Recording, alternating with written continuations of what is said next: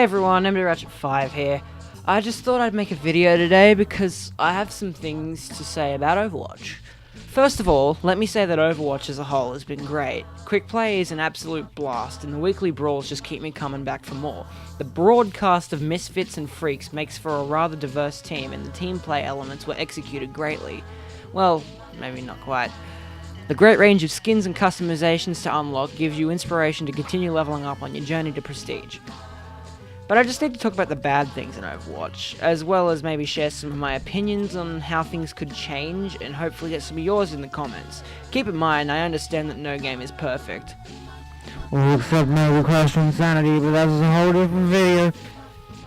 Perfection is not so easily reached, and we must keep that in mind, that Overwatch is a first for Blizzard. Having focused on MMOs and MOBAs for basically their entire lifespan, first-person shooters are not exactly home turf for them. But of course I must say, for a first attempt, you gotta admit, they did a damn good job. The ranking system in Overwatch is fucking shit. There, I said it. Although it's meant to rank you based on your skill, it actually ranks you simply off wins and losses.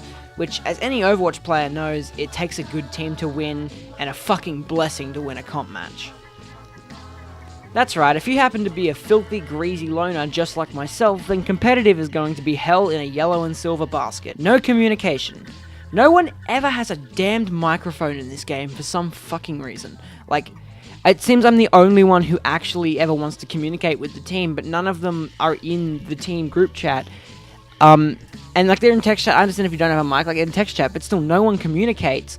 I mean, they still communicate, but it's only when something goes wrong. No leniency. Everyone always auto-locks a certain character that they want to play, rather than what the team needs them to play.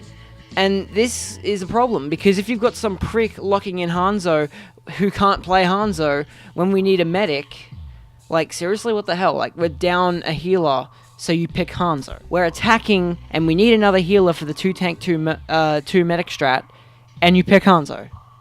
Actually neck yourself. And of course, level inequality, which I'll actually get into a bit later, but basically fuck prestiges if you're not a prestige. These things simply ruin the competitive experience for me, as my rank has never been above 2000, even playing with friends. Speaking of which, the tables actually turn completely if you have mates.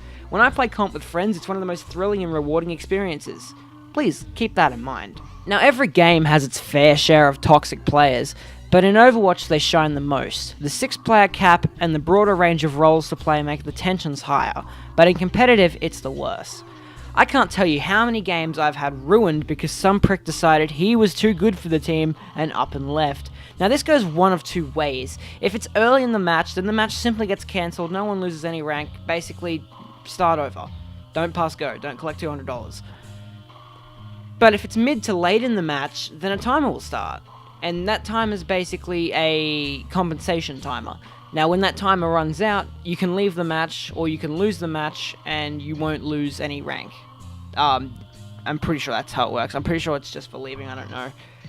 However, if you leave during that timer, you receive a massive penalty. Now, what's the timer for? Is it just a fuck you timer for the team you're playing on? No, it's not. It's a backfill timer, actually. That's the proper word for it. Is because the timer is searching for a match that can be used as a backfill to replace your lost member. But that rarely happens anymore. But there's one big problem with this. When a teammate leaves, the team morale goes down the shitter. So basically what happens with me is most of the time when someone leaves, the team just stops trying. And there's no compensation for if you lose within the timer.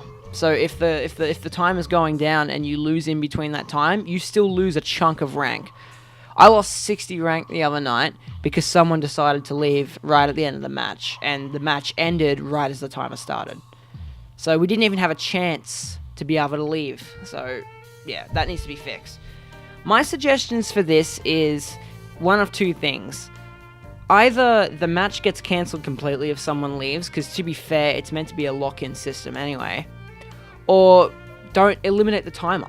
If someone leaves, then everyone, make it so if for example, if someone leaves, the game becomes quick play. The timer isn't there, but no one wins or loses rank for that match. But the people can still play it for fun or something like that.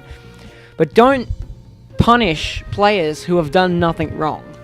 Don't punish players for losing when it's not their fault that they lost. And finally, flamers who purposefully shit-talk the enemy team just to get a reaction. Like, seriously, fuck people who do this. Now, I can't act all high and mighty, as I'm guilty of doing this myself. I've left matches out of anger, and of course, I've felt bad for putting my team at a disadvantage afterwards. And honestly, I feel bad for all the times I've done that in the past. So it's a bit of karma when it happens to me.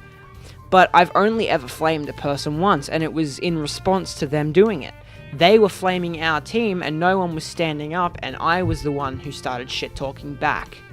So, I mean, I guess I couldn't have actually, I could have just ignored him and gone on, but he was being really annoying, and it was a really frustrating match. But that was the one time I ever flamed someone. But leaving matches, I am guilty of that, so I can't act all high and mighty here. But normally people have reasons, and that's fine. So leaving and all that's... People leaving isn't the problem. It's the way the game deals with people leaving. That's the point I'm trying to get across. Levels do not equal skill. No, they totally don't equal skill. They just equal experience, playtime, knowledge... Oh wait. Skills?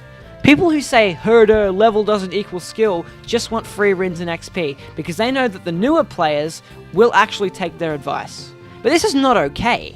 The way you get better at games is by playing against people slightly better or equal to you, not people who are fucking Muselk compared to you. That just gets annoying. Like, how the hell are you supposed to get better when you get the floor mopped with your ass every match with no hope of victory? Oh, that's right, you don't.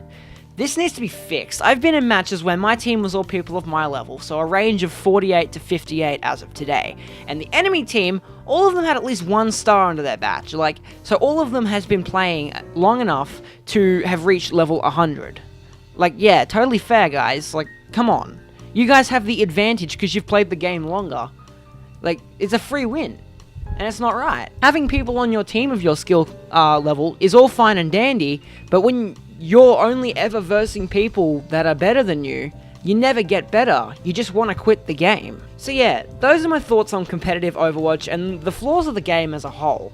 These are all things that can be easily fixed, and knowing Blizzard, probably will be fixed in the future, but they affect the game now. Season 3 of Competitive will be home to a lot of changes, I'd imagine, because I'm not the only one who's complained about these issues. But overall, Blizzard, I gotta say, great job. You've created an amazing experience and an amazing game in general. You just need to iron out a few of the creases, fix a few of the notches, There are a few things that just don't work. They don't go with the flow. They put, new players at a disadvantage when it really shouldn't. Anyway, thanks so much for watching my video, and I applaud you for making it to the end. Go ahead, give yourself a pat on the back. Go on, do it. If you enjoyed the video, then leave a comment below, and if you didn't enjoy the video, then still leave a comment below. This is my first ever commentary video, and I'll accept any constructive criticism you guys might have. I'm UnderRatchet5, and I'll see you next time. Bye, guys.